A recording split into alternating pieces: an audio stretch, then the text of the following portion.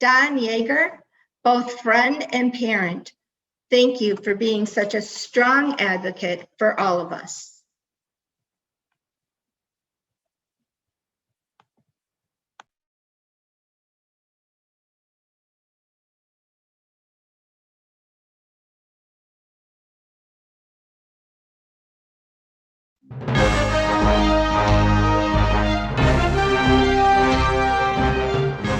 You're in for a real treat today. Your speaker today, Don Yaeger, is known in the sports world as one of the most respected and acclaimed writers of our time. Don Yaeger has written 30 books, featuring 11 New York Times bestsellers, including the one he wrote with a two-time World Series champion catcher, who looks a little bit like me. Don's books, like the one he wrote for me, have sold nearly 5 million copies, and they've been translated into a dozen languages. Don began his career at a newspaper in Texas and rose to become associate editor of Sports Illustrated magazine, and that's how I met him. Hey, few people can really experience the kind of exciting resume that Don has had. He's a PTPer, baby. In his 30 years of journalism, Don Yaeger has worked with some of our greatest champions. Michael Jordan, Mia Hamm, Serena Williams, and even the All Blacks of New Zealand. While Don's stories may come from the world of sports, his lessons are universal and can be applied to each of our lives. He's been a guest on just about every major national television show, from Nightline to Good Morning America to Oprah. This is Don Yaeger, who did that article I was telling you about that's in Sports Illustrated on newsstands now. You should really get it if you're a parent who has a child who's in sports. He lived with my father, Walter Payton, writing his autobiography while Dad courageously battled cancer. He even met with the President of the United States in the Oval Office.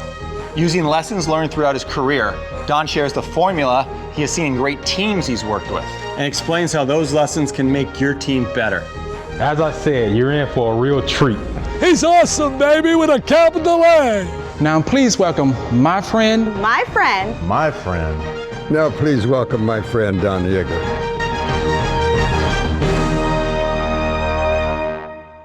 Awesome. Well, thank you. And Sherry, I would have loved to hear whatever kind of introduction you would have done. I'm sure you would have been much better than Dick Vitale all day long.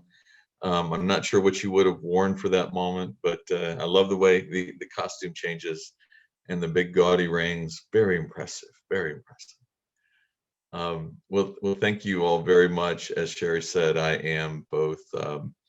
I enjoy the concept of getting a chance to study high performance, but I love being a father, especially a father of a son, a 12-year-old son who is on the autism spectrum and whose life has been indelibly improved by the efforts of teachers like you down in Florida, where I live. So, we've all been blessed in our lives, though, with moments that you will never forget. Moments when an opportunity comes your way, you get a chance to share with someone a highlight in your life or career.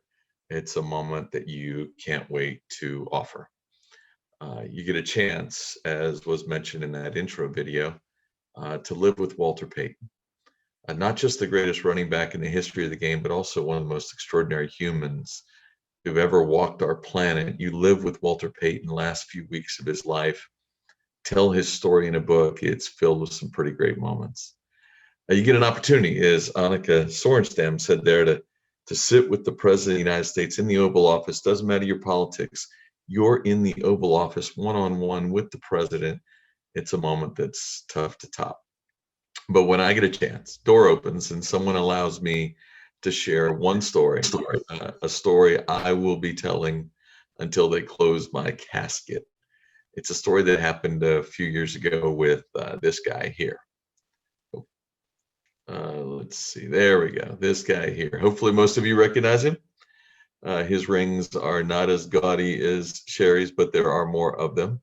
For those of you who might not recognize him, the guy's name is Michael Jordan, and back in the day, he was a pretty good basketball player.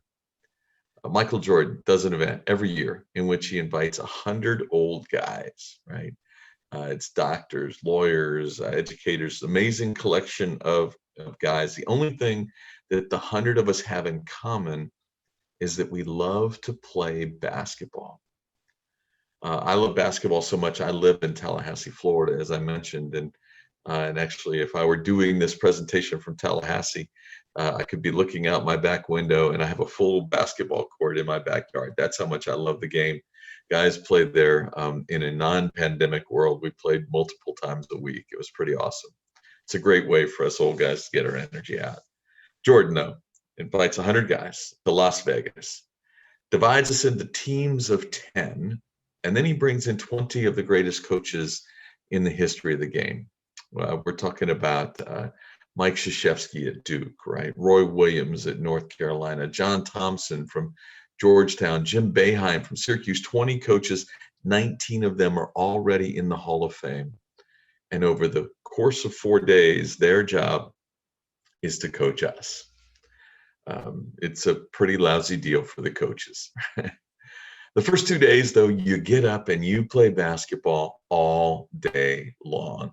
It's awesome. And then the truth is, you sit in the nearby pub all night long, and you tell each other how great you used to be. And I don't know what it is, but the older you are, the greater you used to be. That's for sure. But then on day 3, you're there, you're laying on the ground, you're stretching, you're trying to figure, do I have more basketball still left in these muscles, when Michael Jordan walks out and he says, today we're going to start with something a little different. Today, I'm going to give 20 of you the opportunity to go one-on-one with the greatest player of all time. How about being able to tap yourself on the chest, call yourself the greatest of all time, and have no one argue with you? How awesome would that be, right?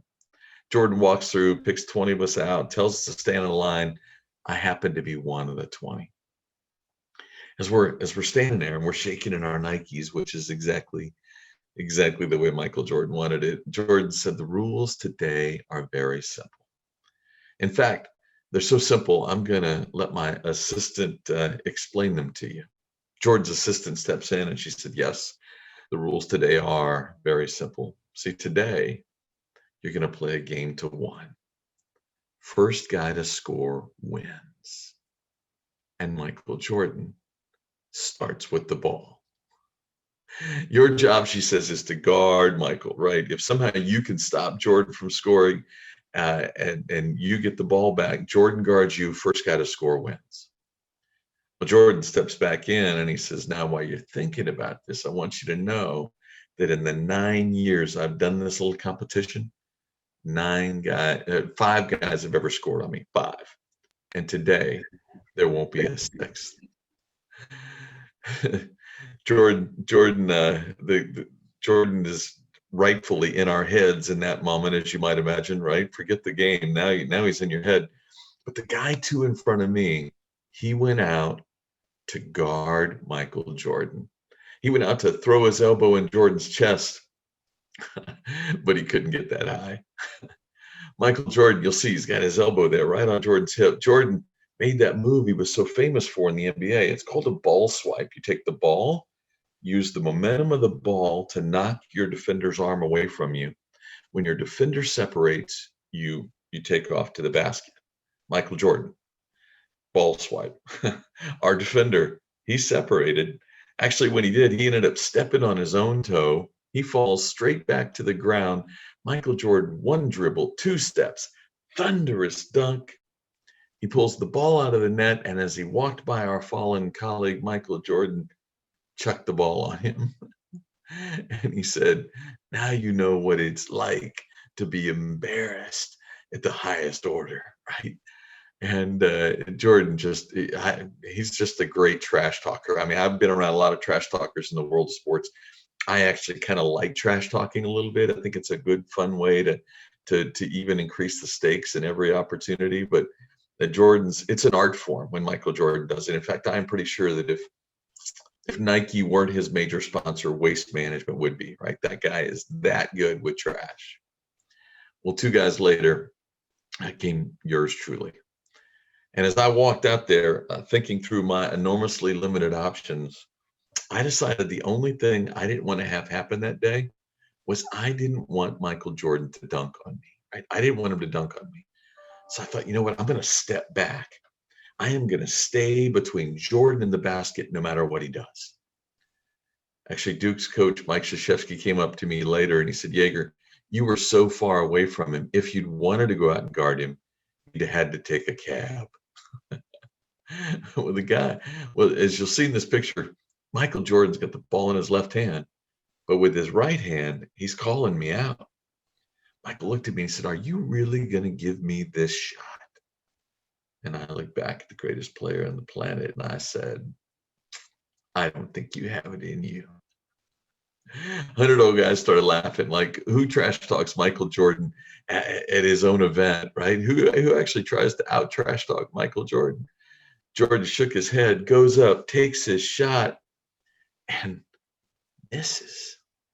Ball goes wide left, and clearly I have a head start to the ball, right? I got the rebound, took it back outside the three-point line, and Michael Jordan is stepping out to guard me. As Jordan was stepping out, he looked back.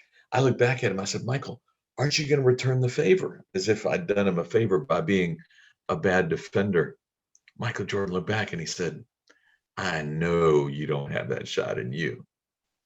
As Jordan stepped up, I stepped back, and from 26 feet became only the 6th player to ever score on Michael Jordan at this event.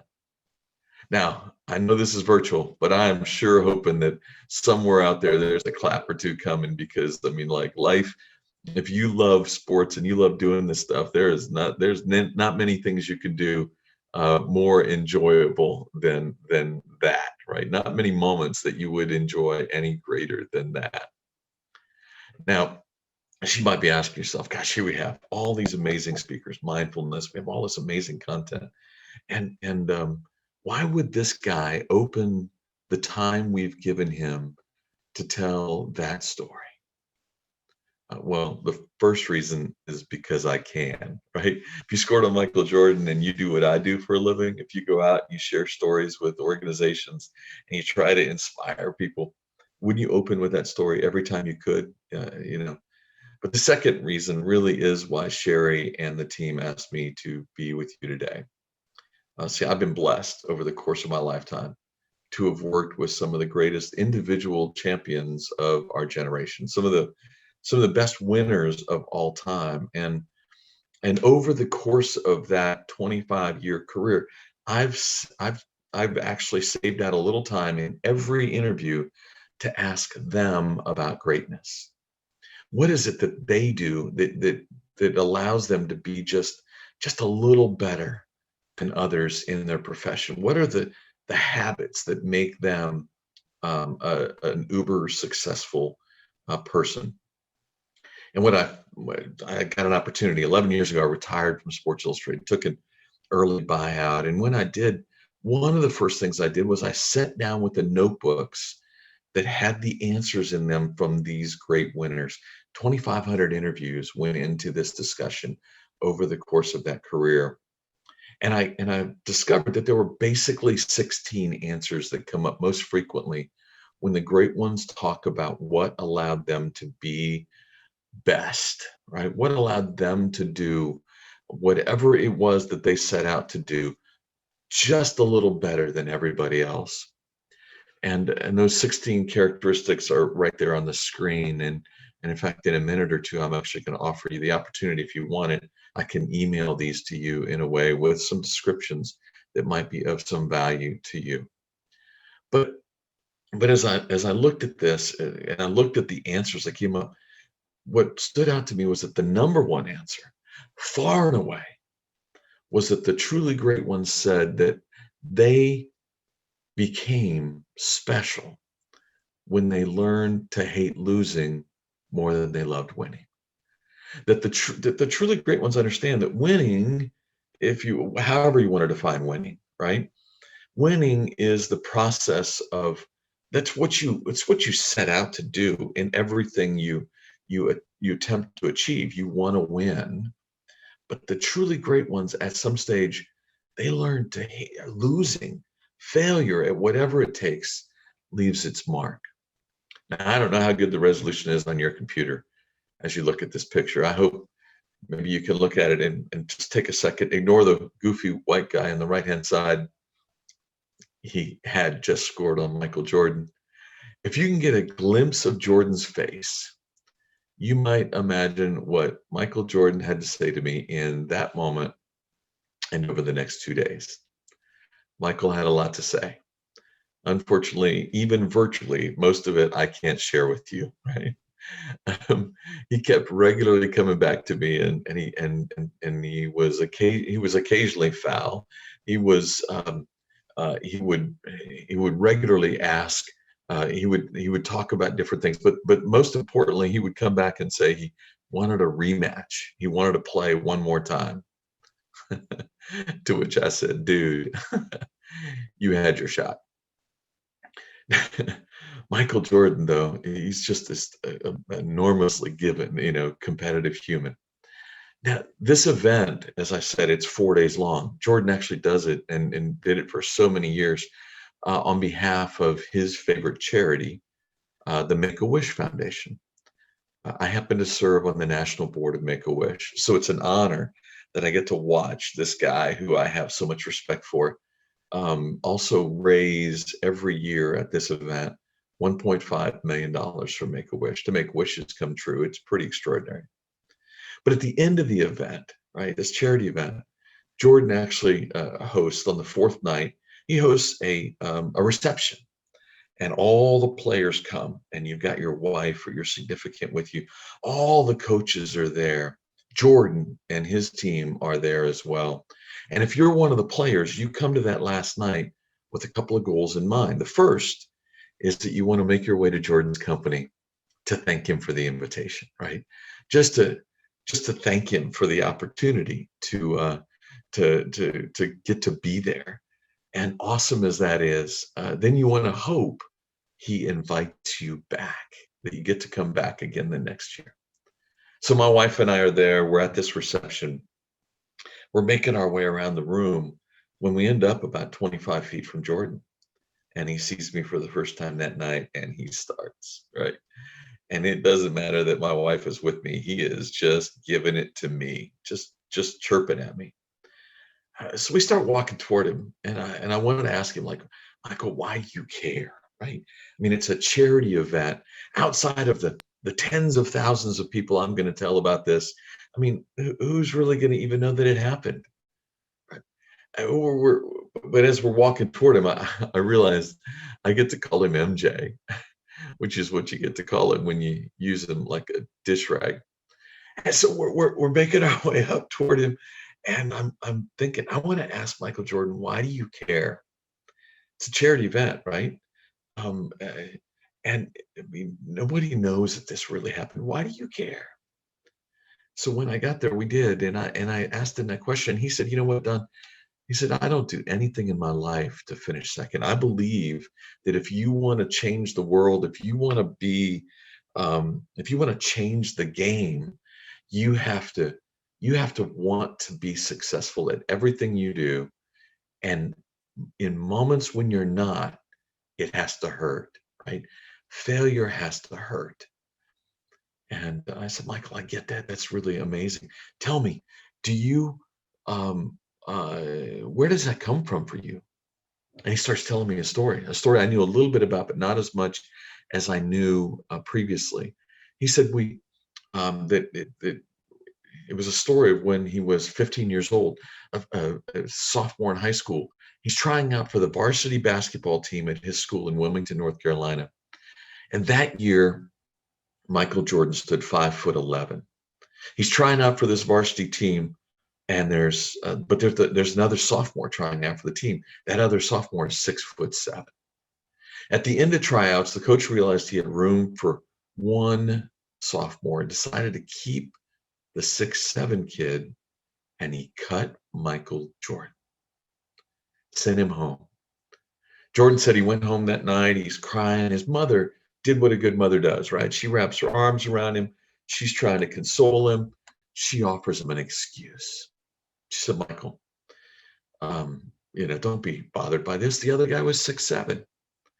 And Michael Jordan said this was his moment. He said he was 15. He looked his mother in the eye and he said, Mom, we could spend the rest of our life making an excuse when we don't get what we set out for. you can spend the rest of our life, but I'm not going to be that guy. And in fact, the next morning he said he got out at 4 a.m. to go outside and start shooting baskets because he wanted one day to make that coach regret having made that decision. As Jordan's telling me the story, he actually has this line that's so impactful that it still hangs on a sticky note in my office. He said, Don, he said, a loss is not a failure until you make an excuse. He said, if you want to know how you learn to be best in class, if you at anything you do, he said, you stop making excuses. Because if you can excuse anything that doesn't come out your way, well, you'll never own it. And if you don't own it, you'll not improve from it. He said, a loss is not a failure until you make an excuse. As Jordan telling me the story and we're going through it all, as it happened a couple of years later, we ended up in another conversation, and Jordan had just been inducted into the National Basketball Hall of Fame, right? Hailed as the greatest player to ever wear sneakers. And when he gets there at the Hall of Fame, they actually give him 300 tickets to invite anybody he wants to the event, former teammates, family members, friends. Jordan said he had no problem giving away the first 299 seats, but he held out one till he could track down the 6'7" guy that beat him out for the team as a sophomore, because Michael Jordan wanted him in the audience. Michael Jordan wanted to be able to say, thank you. He said, you made me realize how hard I had to work every day in order to be great. I love it. I love this discussion. I love what we learn when we study those who want to be best, because that's who we want to be, right? In anything we do, we should want to be best. We should want to try to achieve and take those who we're working with, teaching, learning, and who are getting a chance to learn from us. We should want to take them on the most incredible ride ever. And that ride happens when we are out there chasing greatness. There are 4 threads. I mentioned there are 16 of these characteristics. There are 4 threads of them, though, that really tie all of this together. The first is that the truly great ones will tell you that it's available to all of us, right? The ability to be best in class, available to all of us, but you have to be willing to do common things uncommonly well, right? The little things. The second is about the idea that the best ones didn't become great because of their physical skills. That's what they argue. They argue that they got best when they focused on their mental, emotional, and spiritual discipline, right? And third, the idea is that the truly great ones talk about proper nutrition. What are they feeding themselves? How are they giving themselves better? And it's not food, right? What they're talking about is what they read, what they listen to, who they talk to, what they watch. They are constantly feeding themselves content that they believe will make themselves better. What are you feeding yourself? And then finally, the best are always committed to growing themselves, right? They are looking daily for an opportunity to get better. As I mentioned earlier, if you want that list of what the great ones will tell you is the habits of high performance, if you'll text me your name and email address to this number, text me to this number, I'd be glad to send that to you. And I'd be honored to stay in relationship and be maybe a partner in some way in any of your growth and the things that you're setting out to do. That number will be in a lower corner of several future slides. When we talk about characteristics of greatness, and Sherry and I were working on this presentation today, she wanted me to mix 2 stories that I don't normally share, but they're Illinois related, Chicago related. The first is that Michael Jordan story, but the second has to do with a backup catcher, right? It's crazy. We're talking about the greatest of all time in Michael Jordan, and then we're talking about a backup catcher.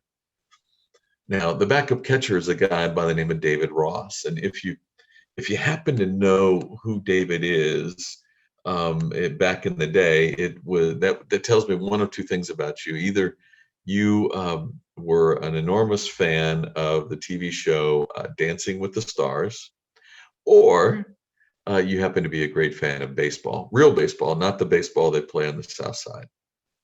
Ooh, sorry, had to do that.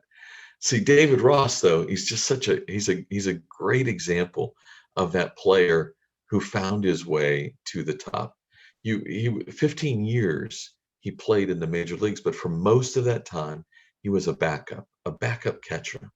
He played for 7 different teams, and his batting average was seldom among anything that anybody would pay attention to. So, but it's really to understand why Sherry and I chose this story for today. You have to look at this really small window in David's career when he actually was a starting catcher, and it was a moment that he had when he was at he was catching for the Cincinnati Reds. He was a starting catcher there, and though his time was well spent and he was playing very well, the team did not. So they changed managers, and they brought in a guy that many in Chicago will remember, a guy by the name of Dusty Baker. And Dusty and David, for whatever reason, didn't connect. It just didn't work out. And that happens sometimes when a leadership change comes along.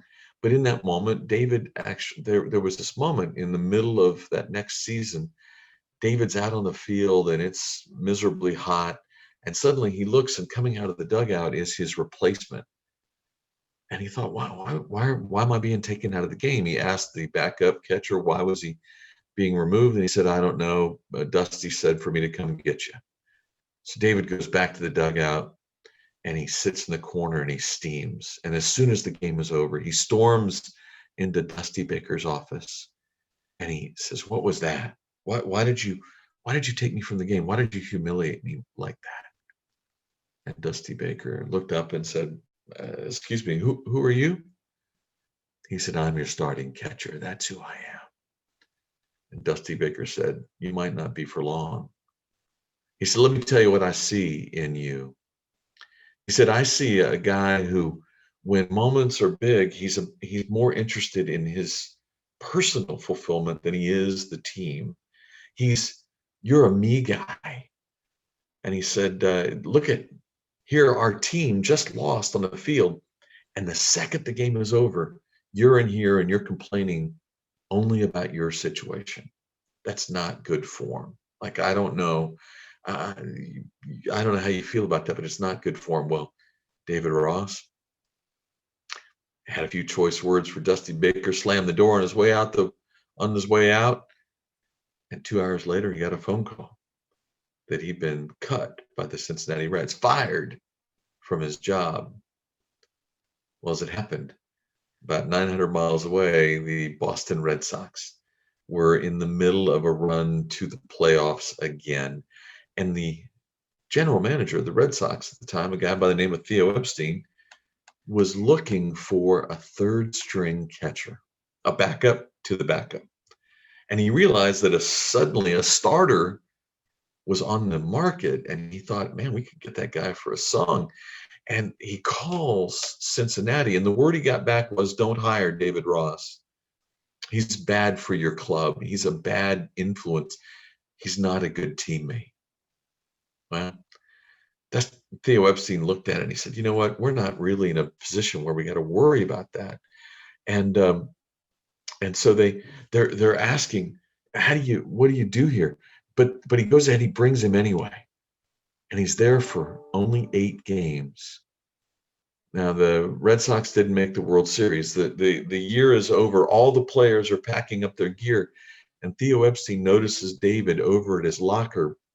And he goes and he grabs him and he pulls him into a private room. And he says, David, let me tell you something. When we looked to hire you, we called Cincinnati. And you just need to know that the word that we got back was that you're a bad teammate. Now, that's not what we saw in our short stint with you, but that's your reputation. And in this business, in this world, reputations die hard. David Ross, he didn't get up and say, let me tell you about that bum who probably said those words. He got up and he stuck his hand out to Theo Epstein and he said, thank you. Thank you. In fact, and he goes home and he sits down with his family and he tells them what happened. And he said, if I ever get a chance to play again, no one will ever call me a bad teammate again. As a matter of fact, David did get another chance. A few weeks later, the Atlanta Braves called, and they needed a backup catcher. So David Ross had to go back to being a backup, but he joined the Braves. And when he arrived in Atlanta, the first thing he did was he went to the open whiteboard and he said, every time you want to everybody that walked through the locker room, he asked them, he said, would you do me a favor? Tell me about the best teammate you ever had. Tell me who it was and give me 3 words to describe that great teammate. And David Ross started making a list.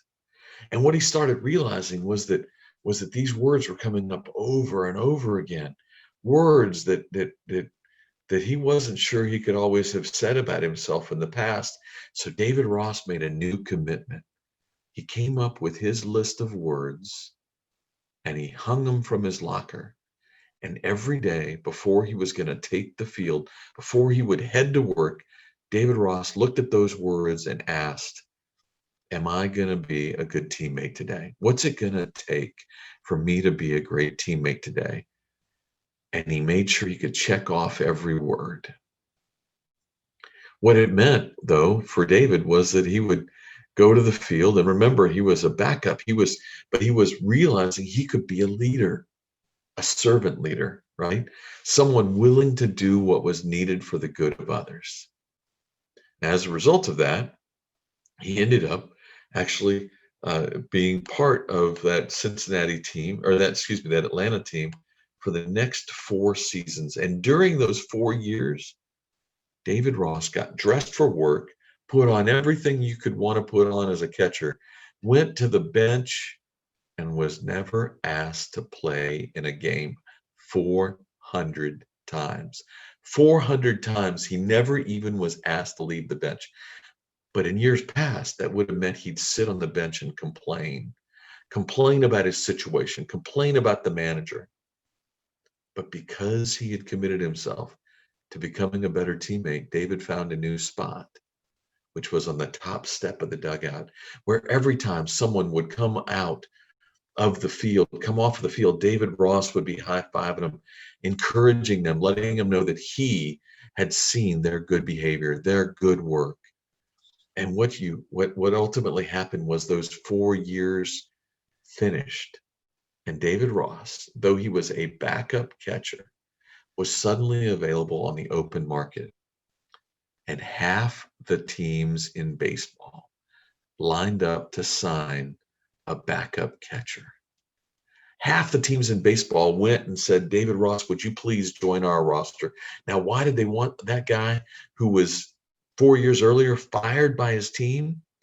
They wanted him because he had learned how to make the people around him better, to become that servant leader. David chose to go to the Boston Red Sox. And while he's there playing for the Red Sox, they go from last place to first place. They win the World Series, and you have to win 4 games to win the World Series. And on the way to winning the 4 games, David Ross was the starting catcher in all 4 wins.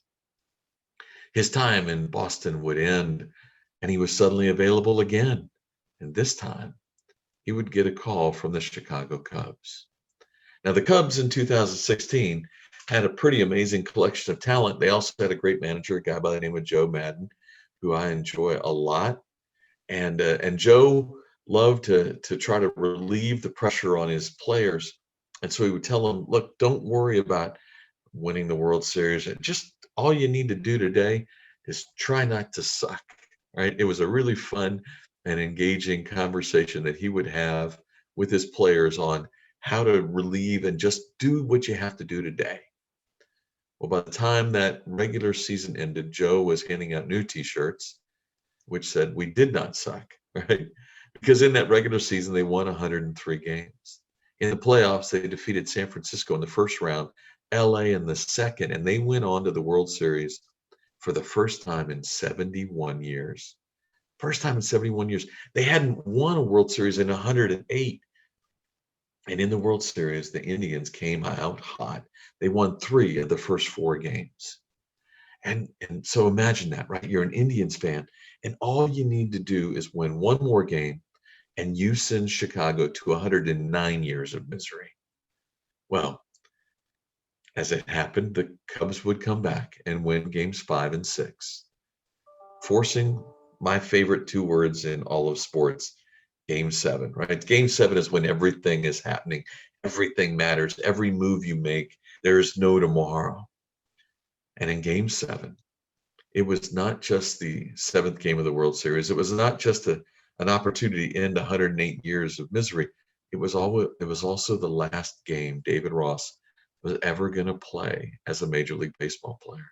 He had announced his retirement earlier in the year, and there they were in game 7 in the 5th inning when the manager asked David to enter the game. David gets off the bench, goes into the game, and an inning later, he becomes the oldest player in Major League Baseball to hit a home run in Game 7 of the World Series. In his last at-bat of his professional career, David Ross hits a home run, giving the Cubs what would appear to have been a insurmountable lead. Well, that's if Disney were writing this story, that would be over right now, right? How cool is that? The old guy gets to hit a home run, takes the team to the World Series, but that's not the way it happened in the real world. In the real world, the Indians come back and they score 3 runs in the 8th, and the 9th inning ends and the game remains tied. It's suddenly headed to overtime, right? The 10th inning, when the heavens opened up. Rain starts pouring down on Cleveland Stadium so torrentially that they roll out the tarps and they send both teams to their dugouts. When the Cubs made their way to the dugout, one player looked at his teammates and said, "Follow me." So this player knew that right behind the dugout was a small workout room just barely big enough for the 25 players on the roster. When they made their way in the room and the door closed, that player, a guy by the name of Jason Hayward, looked at his teammates and he said, "Gentlemen, we won 103 games this year because I spent my time playing for you. You played for me. We played for each other. When the rain lightens up, let's go out and do it one more time." Now, why do I tell you about Jason Hayward? Why do I tell you about this moment? Well, first off, Jason Hayward had been added to the team that year in 2016. Everybody thought he was a superstar, but in fact, he had been pretty lousy. He'd had a horrible postseason, struck out nearly 3 times as many times as he got a hit. But in that moment, he had the right words to say. I had a chance to ask Jason about it. Where'd that come from? He said, "Let me tell you." He said, "When I was a rookie, signed right out of high school by the Atlanta Braves, the Braves put me in a locker sitting right next to a backup catcher named David Ross. And David was trying to learn how to become a great teammate at that time. He was asking everybody what it meant to be a great teammate. And he said, I didn't have much to offer him, but I had a lot to learn." And he said, in learning what I could from David, he said, what I realized was the importance of having the right words. And there we were in the 7th game, and I realized the student was going to get the chance to become the teacher. I could say the right words and become a great influence on our team. Well, the Cubs came out of that dugout. The rain ended. They came out of the dugout, and they ended up scoring 2 runs in that 10th inning to become World Series champions, right? To become World Series champions. And when they did, the game was over, and all of the media were down on the field trying to get that first interview, and the first person they wanted on camera was David Ross. They wanted to ask him what it felt like to hit a home run in your last at bat, to end a 108-year drought. And right in the middle of his answer, his teammates came over and they lifted him on their shoulders and they carried him from the field. the backup catcher, got carried from the field.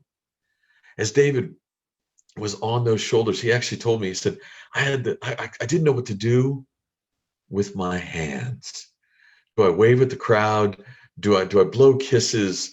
Do I thank God? What do I do? So I did it all.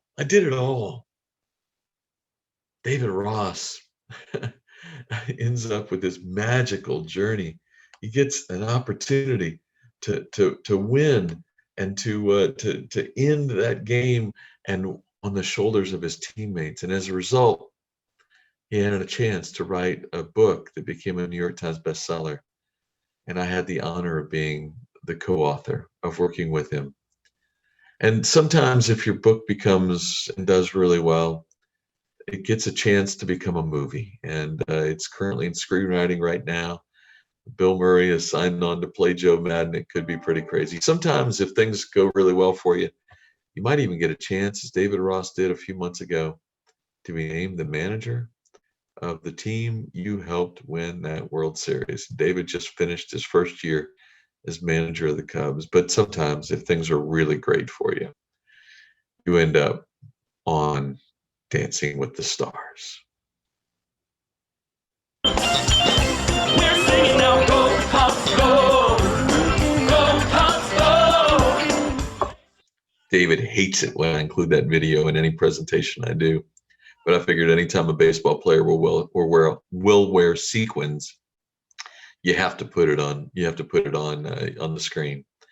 At the end of the day, David Ross teaches us, though, this incredible lesson. To me, it's the most important piece of what we're going to talk about, what we're talking about today. And that is, you can become invaluable without ever being most valuable, right? You can become invaluable without ever being most valuable on your team. And we need to remind ourselves that. We need to talk to others and share that exact message. You know, as I think about what we've done today, if, by the way, the David Ross thing intrigues you, I've got a podcast that I do these days called the Corporate Competitor Podcast. And we just did a session together, David and I, that is really impactful, great leadership lessons in it. If you have any desire, log on there and get a chance to check out that podcast. I'd love for you to hear it. But maybe we'll stay in touch on some other way, whether it's social media, whether it's the link that was offered to you earlier. But somewhere in here, I hope you'll remember the lessons from today, right? The Michael Jordan. I hope you'll tell somebody the Michael Jordan story before the day's out. Though what I really want you to remember is the lesson that the truly great ones have learned to stop making excuses, right? They expect to be successful, but they hate failure. Like it hurts them. I hope you remember the lesson from David and the importance of being an ultimate teammate and what it means, right? To commit yourself and to encourage others who are committing themselves to whatever role is necessary to be able to do that. I hope you'll remember the importance of this discussion, and you'll want to be able to stay in touch as you know that down here in Florida, there's someone who is so grateful for what you're doing for the exceptional children of Illinois. But I'm pretty darn sure you're going to remember that you spent 45 minutes today on a call with a guy who scored on Michael Jordan. Thank you very much. I appreciate you. Sherry?